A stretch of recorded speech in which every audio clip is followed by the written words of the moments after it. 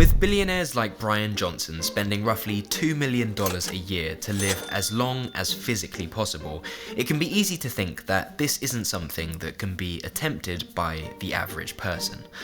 But beneath this extreme lifestyle, I don't think it would be a stretch to say that you can get around 90% of the results at less than a fraction of the cost, where I've been finding that living a healthier and hopefully longer existence is something that can actually be inexpensive and enjoyable to do.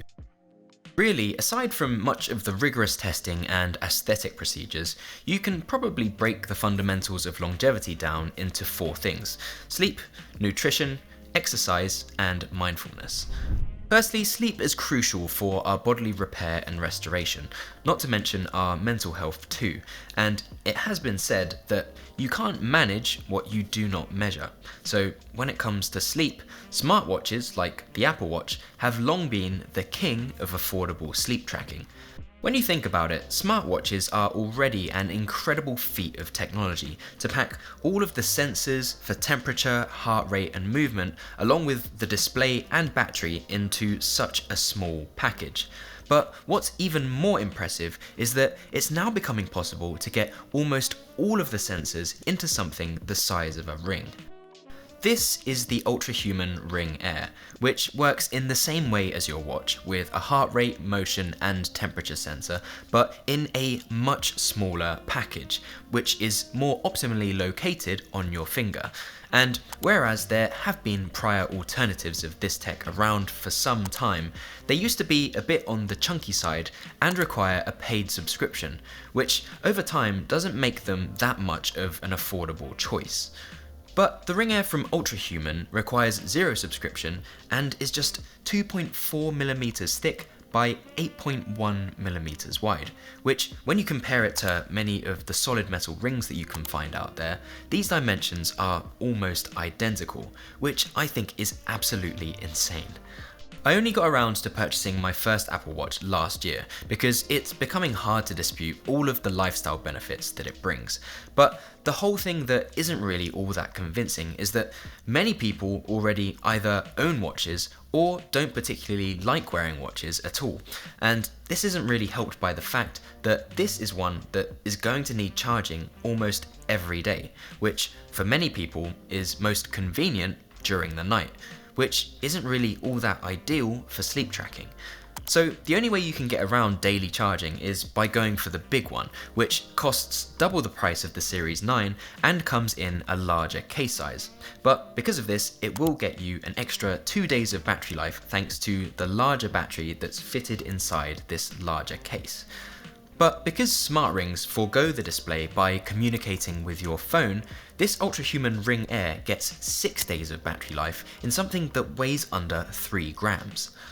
You can get it in 4 colours, where I actually think that the silver and the gold look the most stealthy, as they're a bit more traditional, which makes them less of a giveaway that they're a smart ring. And as these are part of a titanium reinforced tungsten shell,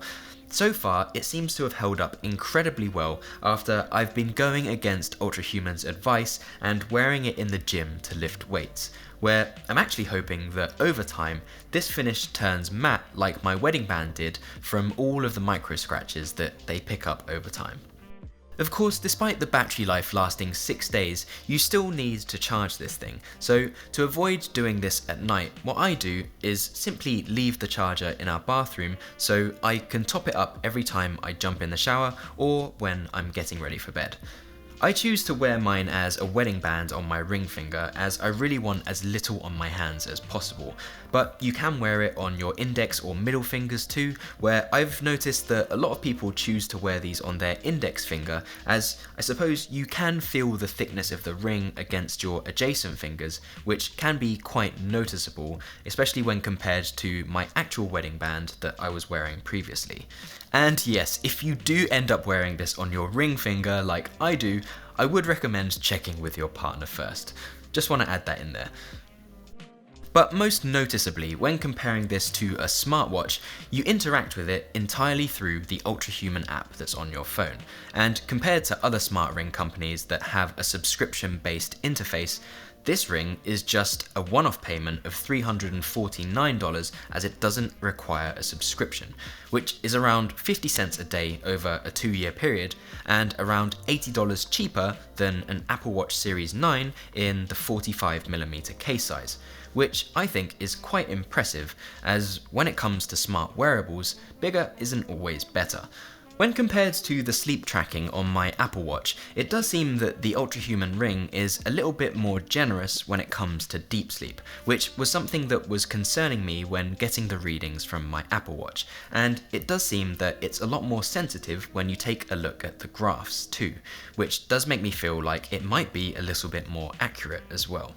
But I did notice that if I'm watching a show or sitting very still before I go to bed, it has picked this up as light sleep, which hasn't been something that's happened on my Apple Watch. But again, thanks to the app's incredible UI, it allows you to go back and actually edit the recorded sleeping window to allow it to more accurately recalculate your sleep stages, which is something that the Apple Watch doesn't do.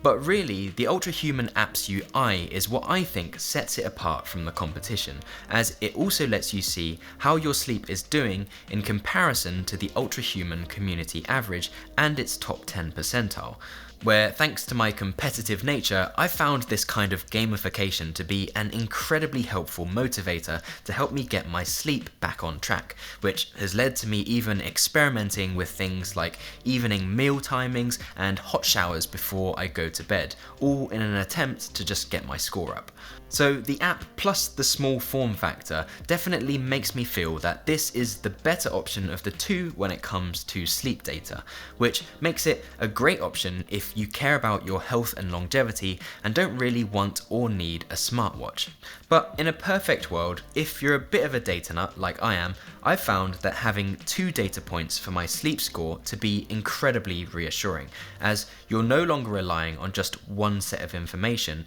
and this almost eliminates the risk of running out of battery on both and spending a night untracked. Nutrition is arguably the most talked about thing when it comes to longevity, and despite there being a lot of fad diets and conflicting information out there, what everyone tends to agree on, even if you're vegan or carnivore, is that whole foods are far better for you than processed ones.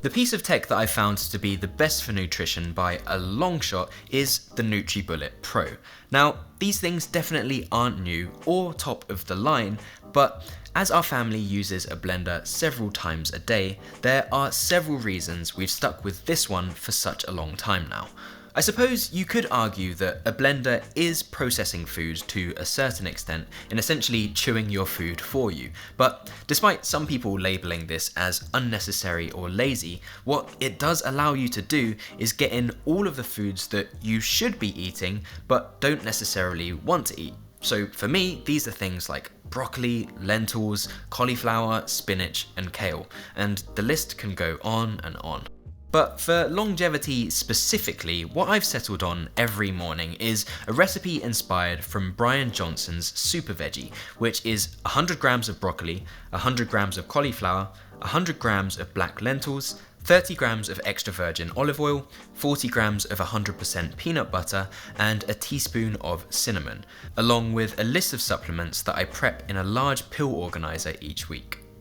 Compared to all of the recipes that I've tried in the past that use a lot of sugary fruit, this one has done the best job at not spiking my blood sugar first thing in the morning, which saves me from crashing later on in the day. And after light cooking, the cauliflower, lentils, and broccoli become almost tasteless, so what you get is mostly peanut butter and cinnamon, which are 2 ingredients that I really love. And essentially, that's all you need to know when using this thing, because if you choose a couple of bold flavours, you can quite easily mask the taste of everything else. So also at lunch, I'll usually have another Brian Johnson inspired shake, which is a mix of flax, chia, and pumpkin seeds, along with walnuts, blueberries, and cherries, where I'll also add in some creatine and collagen peptides, along with some grass-fed unflavoured whey protein too, depending on what else I'm eating for protein for the rest of the day.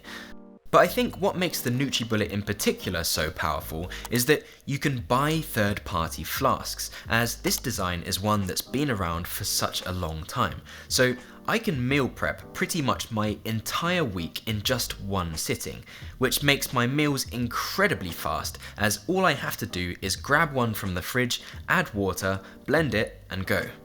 And by having separate flasks that can store the ingredients whole, it saves you from ending up with a slimy smoothie at the end of the week, as I have found from experience that smoothies' consistencies do change over time when you do this all at once in a big blender. And additionally, thanks to the speed at which these meals can be made and consumed, I found it massively increases my efficiency too, as it's just so much faster than cooking and it has little to no cleanup, as you can just drink out of the flask. And because it completely removes any decision making out of the process, it saves me from cheating and also keeps my macronutrient intake consistent, which, along with the overall effort and time saving that it provides, this is what, in my opinion, makes a personal blender so powerful, as I'm hitting 88% of my target minimum protein intake before even making my first proper meal. And this optimized diet costs me only around $110 a month,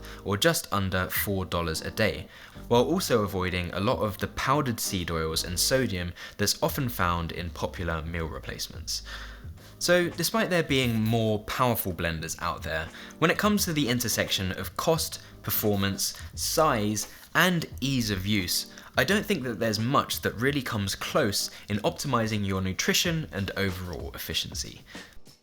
Exercise is another component that's crucial to overall health and longevity, but unfortunately, perhaps more than sleep and nutrition, for most people, this is something that definitely just gets put on hold when you're busy. This has definitely been my experience, but when I do prioritize it in the mornings, instead of trying to sneak in an extra 30 minutes of sleep, I find that I am way more productive, as it sets the tone for the day by sending a message to the rest of my body about who's in charge. I'm fortunate to have a pretty incredible gym as part of our apartment complex, which I do try to take advantage of as much as possible, but seeing as not everyone has one of these, and I'm also regularly at home parenting, home workout equipment can be incredibly useful. And if you know what to buy and what to avoid, you can get most of what you need done for both strength and cardio with minimal equipment on a relatively small budget too.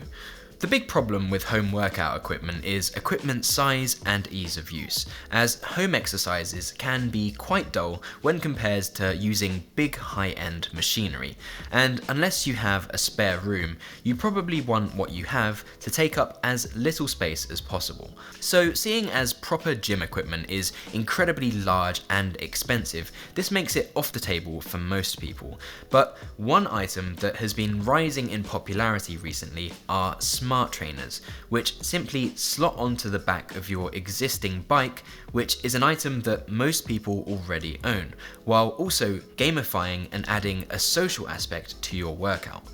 Especially during the winter months where it's harder to get outside on your bike, I can see using one of these things out on my balcony as a great option for when our daughter's napping or sleeping, where I can even organise to join group rides with the friends that I usually cycle with, but in a virtual world. So with a relatively tiny piece of equipment, you can turn your existing wheels into a dedicated top-of-the-line spin machine. But if you don't own a bike and you still want to do cardio and are also short on space, as a great alternative middle ground, kettlebell circuits can burn calories even more efficiently than running or cycling, while also utilising a wider range of muscle groups. But as weights of all kinds can be quite heavy and cumbersome, I've found that the ultimate small space lightweight workout equipment is just a pull-up bar and a suspension trainer, which weigh next to nothing and allow you to effectively train your entire body. Friction-mounted doorway pull-up bars are completely universal while risking zero damage to your door's architraves, which is why I'll always keep one in my home, as it effectively reduces any mental friction that's involved in working out, as you don't have to put it up and take it down each time you want to use it. So even if I do choose to skip heading to the gym, there's no excuse not to knock out a few rounds of pull-ups, and really when paired with a suspension and turbo trainer, you can effectively cover all of your bases for training for longevity in an affordable, enjoyable, and small package. But finally, if exercise is still really something that you're not quite ready for, by simply reducing the amount you sit, this can be the next best thing, where just getting a standing desk is quite possibly the best thing that I've done for my health, and these are incredibly affordable right now.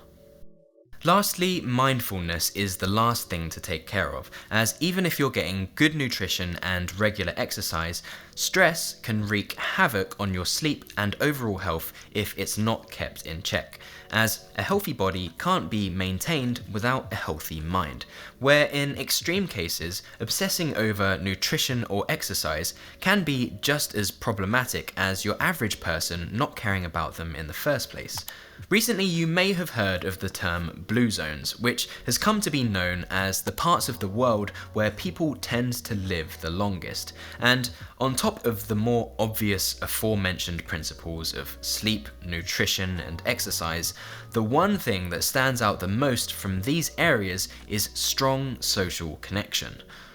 Social connection may be an area where tech is actually more of a hindrance than a help, where we know by now that digital connection isn't really the same as social connection at all. So the one approach that I've recently had towards tech is making it as mobile as possible to get me outside as often as I can.